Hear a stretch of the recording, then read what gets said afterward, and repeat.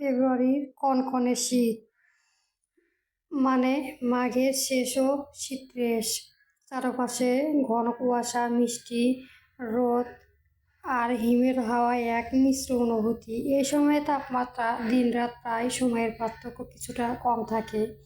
রাতে শীতের তীব্রতা বৃদ্ধি পায়, রাতের তাপমাত্রা পার্থক্য কমিয়ে কুয়াশা শীতকে আরও প্রকট করে তোলে। ঘন কুয়াশা কেটে গেলে মিষ্টি রোদখানা শীতের এক অন্যরকম স্নিগ্ধতা এনে দেয়। তবুও যেন এই শীতখানা উপভোগ করতে কিছু ভিন্ন আনন্দ থাকে। সকালে এই ঢেকে রাখা কুয়াশায় আলো একগাল বিরক্তি নিয়ে উঠেছে, কারণ তাকে আজ সুফিয়া বেগমের সাথে সুফিয়া বেগমের চাচাতো ভাইয়ের বাড়ি যেতে হবে। উদ্দেশ্য আলোর এসএসসি পরীক্ষার জন্য।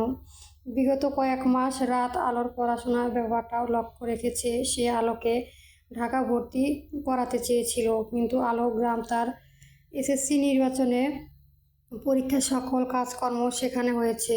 আলোর এসএসসি পরীক্ষা ফেব্রুয়ারিতে অনুষ্ঠিত হবে। তার হাতে বেশি সময় ছিল না। রাত আগেই আলোর পড়াশোনার জন্য তাকে বাসায় শিক্ষক রেখেছেন, তাই আলোর পড়াশোনা নিয়ে টেনশন একটুখানি কম। কিন্তু রাতের টেনশন আলোর এসএসসি পরীক্ষা নিয়ে বেড়ে যাচ্ছে, কারণ রাত তার গ্রামের স্কুলের সাথে কথা বলেছে। আলো দিনাজপুর বোর্ড পরীক্ষা দেবে, কারণ তার রেজিস্ট্রেশন সেখানে হয়েছে, তাই রাত এই ব্যাপারে কিছু করতে পারে না।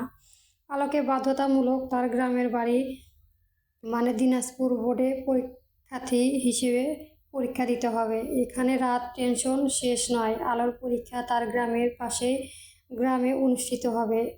এটা শোনার পর তার সবাই তো পড়ালো মহা মুশকিলে। রাত কথাখানা শোনার পর সবার সামনে সাফ বলে দিয়েছে আলো কোনো পরীক্ষা দেবে না। কিন্তু সুফিয়া বেগম রাতের বিপক্ষে গিয়ে বলে ওঠে, তাহলে মেয়েটা কি মূর্খ হয়ে থাকবে নাকি? সুফিয়া বেগমের কথাখানা রাতের শরীরে কথাখানা যেন আরও তীব্র করে দিল। রাত পাশে থাকা টিভিখানা উঠিয়ে মাটিতে ছুঁড়ে দিল। ভেঙে চুরমার হয়ে গেল টিভিটি। হুঙ্কার দিয়ে বলে উঠল, আমার বউ অশিক্ষিত হোক, মূর্খ হোক, তাও সে আমার বউ। তার প্রতি আমার ভালোবাসা কখনো এটার জন্য কমবে না। সে আমার, শুধু আমার। সে যেভাবে থাক, ও শুধুই আমার। বাড়ির প্রতিটি দেওয়ালের রাতের হুঙ্কার মানে হয় পৌঁছতে দেরি হলো না। আলো রাতের দিকে ফ্যাল করে চেয়ে থাকে, কারণ আজ প্রথম তাকে তার স্বামীর ভালোবাসি বলেছে। আলো মনের তৃপ্তি প্রশান্তিতে ভরে ওঠে। তার ইচ্ছে করে হাত পা ছুঁড়ে নাচতে। এই বিষয় নিয়ে রাত কিছুই রাজি হলো না, কিন্তু আসিফ আর আলো জোরাজোরিতে সে রাজি হয়েছে। সুফিয়া বেগম রাতকে তার চাচাতো ভাইয়ের বাড়ির কথা বলেছে, আর তাদের চেনা, সেজন্য রাতও একটু ভরসা পেয়েছে।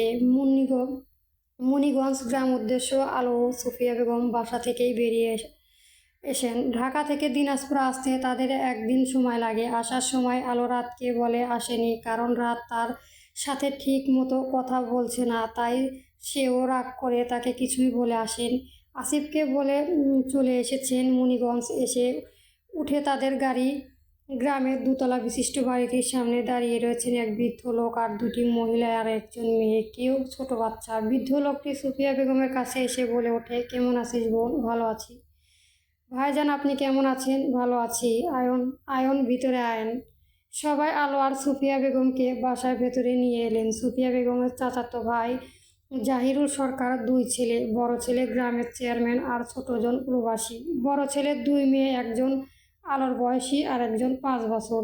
ছোট ছেলের কোনো সন্তান নেই। রুহি বেগম মানে জাহিরুল সরকারের প্রথম বৌমা, তিনি আলোকে দেখে বলে উঠলেন, ওমা, কি মিষ্টি বউ পেয়েছে রাত। আলোর কথাখানা একটু লজ্জা পেল। সুফিয়া বেগম হাসির ছলে বলে উঠল, আমার নাতি কি মন সুন্দর নাকি? রুহি সকালে হেসে উঠে একসাথে আলো আর সুফিয়া বেগমকে একটু রেস্ট করতে বলে সবাই, কারণ এতটা রাস্তা জার্নি করে এসেছেন। আলো রুমে এসে রাতের নাম্বারে ফোন করলো, কিন্তু রাত তুললো না। আলো এখানে এসে তার বাবার বাড়ির কথা মনে পড়েছে। সেটা কেউ না জানলেও তার মনে সেটা স্মৃতি রয়েছে। তার মনের মাঝে থাকে সকল দুঃখকে চাপা দিয়ে তার একটিবারও সে বাড়িটি দেখতে যাওয়ার ইচ্ছে করলো। তার সৎ মাকে বলতে কেন আমাকে এখানে দিয়ে এসেছিস, রেখে দিতে আমাকে তোমাদের কাছে। কথাগুলো ভাবতে তার চোখের পানি এলো, কিন্তু সে সেটা গিলে নিল। সবার সামনে নিজেকে নিয়ে উপহাস হতে দেখতে চায় না সে। সুফিয়া বেগমের পাশ থেকে আলোকে বলে ওঠে, নাতবো দাদুভাইকে ফোন করেছিস?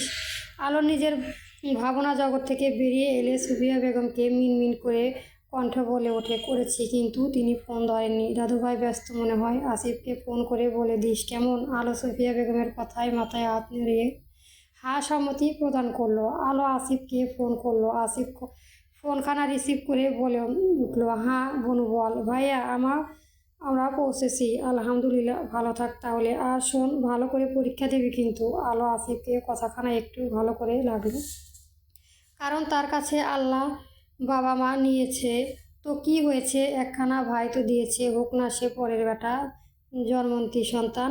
আলো আসিফকে বলে উঠলো, ভাইয়া বল। তুমি খুব ভালো ভাইয়া। আলোর কথাখানা বলেই নিজের উপর নিয়ন্ত্রণ হারিয়ে শব্দে কেঁদে ফেলে ওঠে। পাশে থাকা সুফিয়া বেগম তাদের কথোপকথন শুনে তিনিও কেঁদে দিল। তিনি পরিবাহক হারানো ব্যথাটা জানেন হয়তো। আসিফ আলোকে নরম কণ্ঠে বলে ওঠে, এমন ফুলের মতো বোন থাকলে ভাইকে তো ভালো হতেই হবে। আলো আসিফকে কথায় একটু হাসলো। আসিফ আলোকে নমনীয়ভাবে আরও অনেক কথাই বলল।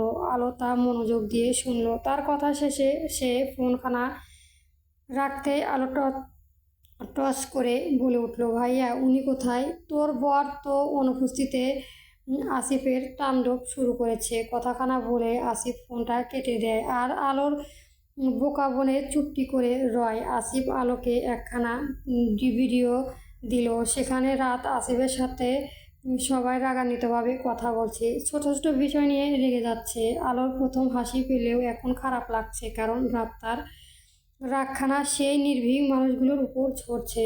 আলো রাতকে ফোন করবে ভাবলো, কিন্তু পরে করলো না, কারণ সে এখন রেগে আছে। তাই এখন তাকে ফোন করা উচিত হবে না।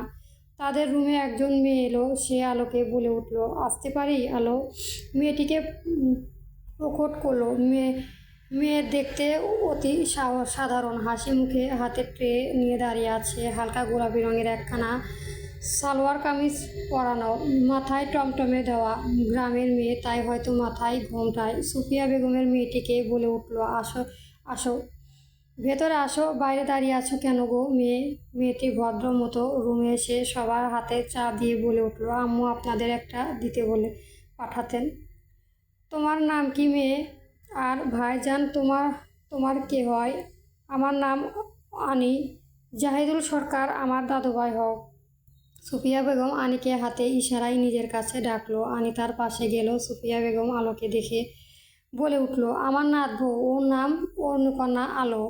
আর হ্যাঁ, আমার নাতবো কিন্তু তোমার ক্লাসে পড়ে। মেয়েটি আলোর দিকে হাসি মুখে তাকালো। আলোর কাছে এসে তার হাতখানা পরম যত্নে ধরে বলে উঠল, তাহলে আমরা এখন থেকে ক্লাসমেট হলাম। আলো কিছুটা অবাক হলো, কারণ মেয়েটি দেখে প্রথম যতটা গম্ভীর মনে হয়েছে, কিন্তু সে তা বিপরীত। সে অনির সাথে টুকাটুকি কথা বলল। তারপর অনি চলে গেল রুম থেকে। আলো একটু ফ্রেশ হলো। তারা দুপুরে এসেছে এখানে, তাই এখন বিকেল হয়েছে। সুফিয়া বেগম আলোকে নিয়ে নিচে এসেছে। এর মাঝে জাহিদুল সরকারের বড় ছেলে আব্বাস সরকার বাসায় প্রবেশ করলো। আলো তাকে সালাম দিল। তিনি তাদের সাথে বসে গল্প করতে লাগলো। একটু পর আনি এসে আলোকে তার রুমে নিয়ে এলো। তারা দুজনে একটুখানি নিজেদের পড়াশোনা নিয়ে কথাবার্তা করলো। দুজনেই বই পাগল। যখন একসাথে হয় তাদের মাঝে বই ছাড়া অন্য কিছুই তুচ্ছ। দেখতে দেখতে রাত হলো। আলোর পরীক্ষা আর একমাত্র 4 দিন বাকি, তাই সে পড়তে বসলো একটুখানি। কিন্তু অস্থির মন কি আর বইয়ে ঢুকে থাকে? সে পড়ায় মনোযোগ আনতে বৃথা হলো। আলো ফোন খালা হাতে নিয়ে রাতের নাম্বারে কল করলো, কিন্তু না, রাত এবারও ফোনটা ধরলো না। আসলে এবার রাতের ফোন রিসিভ করাটা নিতে পারলো না। সে কেঁদে উঠলো। এমন সময় আনি রুমে এলো। আলোকে রাতের খাবার খেতে ডাকলো ডাকার জন্য। আলোকে কাঁদতে দেখে অনি তার কাছে এসে অস্থিরভাবে বলে উঠলো, তুমি কাঁদছো কেন? তোমার কি কোনো অসুবিধা হচ্ছে? হলে বলতে পারো। তাহলে এই আলো চোখের পানি মুছে নিল। আনির দিকে চেয়ে বলে উঠলো, আমার কোনো সমস্যা হচ্ছে না আনি। তাহলে কাঁদছো কেন? আলো একটু সময় নিয়ে আনির দিকে তাকিয়ে একটু মন খারাপ করে বলে ওঠে, আসলে আমার জামাইয়ের সাথে আমার একটু ঝামেলা হয়েছে। তাকে ফোন করছি কিন্তু তিনি ফোন তুলছে না। পরবর্তী গল্প পেতে চ্যানেলটা সাবস্ক্রাইব করবেন। ধন্যবাদ। গল্প অবজেকশন ফর ইউ চলবে।